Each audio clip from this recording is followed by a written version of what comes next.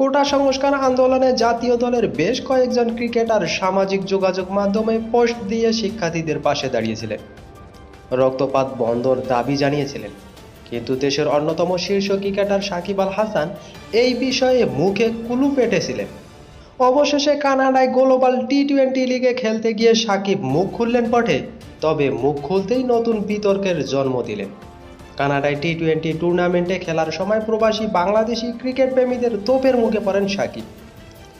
Global টি-20 লিগে Bangla Tigers Mississauga বনাম Toronto ন্যাশনালসের খেলা শেষে গ্যালারি থেকে প্রবাসী এক বাংলাদেশি তরুণ সাকিবকে প্রশ্ন ছুড়ে দিয়েছিলেন কোটা আন্দোলন এবং পরবর্তীতে সংঘাত নিয়ে তার নীরবতা প্রসঙ্গে।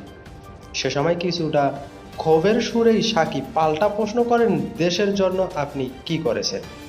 সাকিবের এমন মন্তব্য নিয়ে বিসিবির ক্রিকেট অপারেশন প্রধান জালাল ইউনুসের কাছে জানতে চাইলে তিনি বলেন, ক্রিকেটে সাকিবের অবদান আপনারা ভালো করে জানেন। আমি কিন্তু ভিডিওটা দেখি নাই। আমার কমেন্ট করা ঠিক হবে না। এমনটা করলে সে ঠিক করেনি। সবারই সব জায়গা থেকে অবদান আছে।